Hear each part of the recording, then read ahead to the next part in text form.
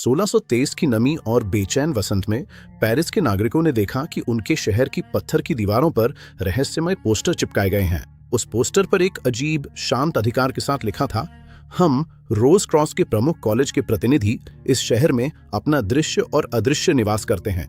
Paris के लोग जो पहले से ही विधर्म, जादू टोना और पड़ोसी जर्मनी में चल रहे विनाशकारी धार्मिक युद्धों से डरे हुए थे, उनके लिए ये एक अस्तित्वगत झटका था। अफवाहें सरायों और बाजारों में जंगल की आग की तरह फैल गई। ये अदृश्य दार्शनिक कौन है? क्या वे किसी दिव्य भूली बिसरी विद्या के स्वामी थे या शैतान के ऐसे एजेंट जो दीवारों के आर पार चल सकते थे? असल में पेरिस के नागरिक भूतों का पीछा कर रहे थे। वे मानव इतिहास के सबसे बड़े बौद्धिक रहस्यों में से एक की गिरफ्त में थे। एक ऐसा रहस्य जिसने 17वीं सदी के श्रेष्ठ दिमागों को उलझन में डाल दिया और आधुनिक विज्ञान की दिशा को बदल दिया। ये है रोजी क्रुश्चनों की कहानी, वो गुप्त समाज जो कभी था ही नहीं। इस रहस्य के जन्म को समझने के लिए हमें समय में पीछे जाना होगा, पेरिस की घबराहट से दूर और दक्षिण पश्चिमी जर्मनी के बौद्धिक केंद्र में गहराई तक। हम प्रोटेस्टेंट डची वुटेम्बर्ग में पहुंचते हैं, खासकर ट्यूबिंगन विश्वविद्यालय में 17वीं सदी की शुरुआत के आसपास। रोजी क्रुशियन घटना की उत्पत्ति कोई प्राचीन पत्थर का मंदिर नहीं थी, बल्कि एक साहित्यिक रचना थी। ये एक मिथक के निर्माण से शुरू हुआ, फादर सीआर की कथा से, जिसे बाद में क्रिश्चियन रोजेनक्रॉइस के रूप में पहचाना गया। कहानी के अनुसार रोजेनक्रॉइस एक प्रतिभाशाली जर्मन भिक्षु था जिसका जन्म 14वीं सदी में हुआ था। वो पूर्व की यात्रा पर गया जहां उसने दमिश्क, अरब के डैमकार और मोरक्को के फेस के विद्वानों से शिक्षा ली।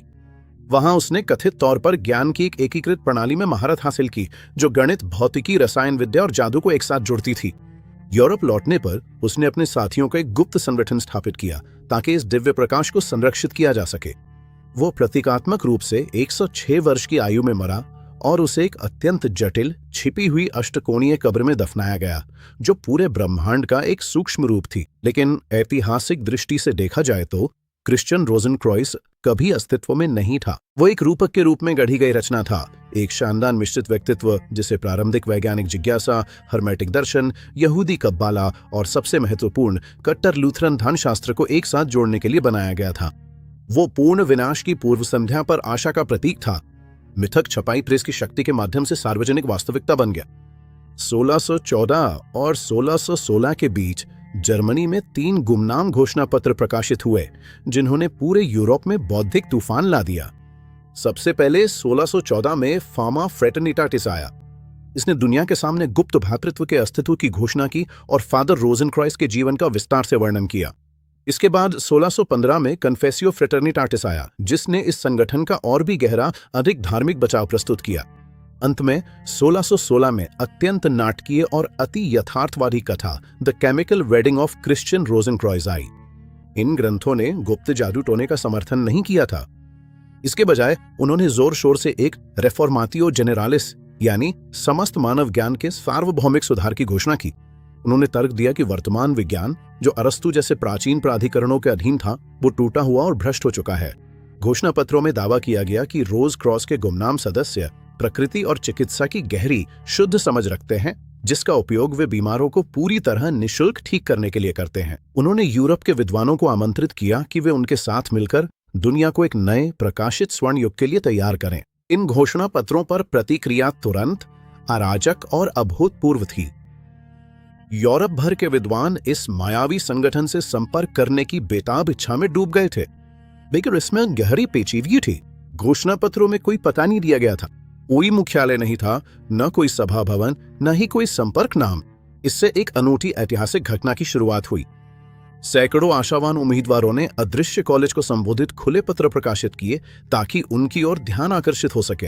अंग्रेज चिकित्सक रॉबर्ट फ्लड ने रोजी क्रुशियन पर विधर्म के आरोपों के खिलाफ शानदार और विस्तृत ग्रंथ लिखे। यहां तक कि प्रसिद्ध गणितज्ञ और दार्शनिक रेने डेस्कार्टेस ने भी जर्मनी की अपनी यात्राओं के दौरान इस संगठन को बेतहाशा खोजा।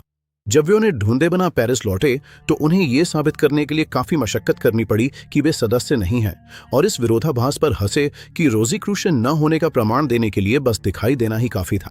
अगर आपको अतीत के रहस्यों की ये यात्रा पसंद आई हो तो कृपया हमारे काम को समर्थन देने पर विचार करें। आप सीधे रंबल पर हमें टिप या समर्थन कर सकते हैं। लिंक नीचे विवरण में दिया गया है। माया के पीछे की सच्चाई अलौकिक से कहीं अधिक मानवीय थी। मुख्य लेखक लगभग निश्चित रूप से योहान्स वैलेंटिनस आंद्रेया थे, जो एक प्रतिभाशाली लूथरन धर्मशास्त्री थे। आंद्रेया ने स्वीकार किया कि पूरा रोज़िक्रूशियन प्रकरण एक लुडिब्रियम था, जो लैटिन शब्द है जिसका अर्थ है एक मजाकिया धोखा, बौद्धिक मजाक या नाटकीय खेल। ये एक विचार प्रयोग था जिसे ये परखने के लिए बनाया गया था कि क्या यूरोप के विद्वान सच में अपने पुराने मतवादों को छोड़ने और वैज्ञानिक तथा आध्यात्मिक सहयोग के झंडे तले एकजुट होने के लिए तैयार हैं। रोज़िक्रूशियन ब्रदरहुड एक कल्पना थी, लेकिन इसने एक ऐसी हकीकत को जन्म दिया जिसने दुनिया को बदल दिया। हालांकि ये गुप्त समाज कभी वास्तव में अस्तित्व में नहीं था, लेकिन इसकी कल्पना ने उत्प्रेरक का काम किया। अदृश्य कॉलेज का सपना सीधे तौर पर 1660 में लंदन की रॉयल सोसाइटी के वास्तविक संस्थापकों के लिए प्रेरणा बना। एक मृग तृष्णा का पीछा करते हुए यूरोप के महानतम दिमागों ने वैज्ञानिक क्रांति की नींव रखी।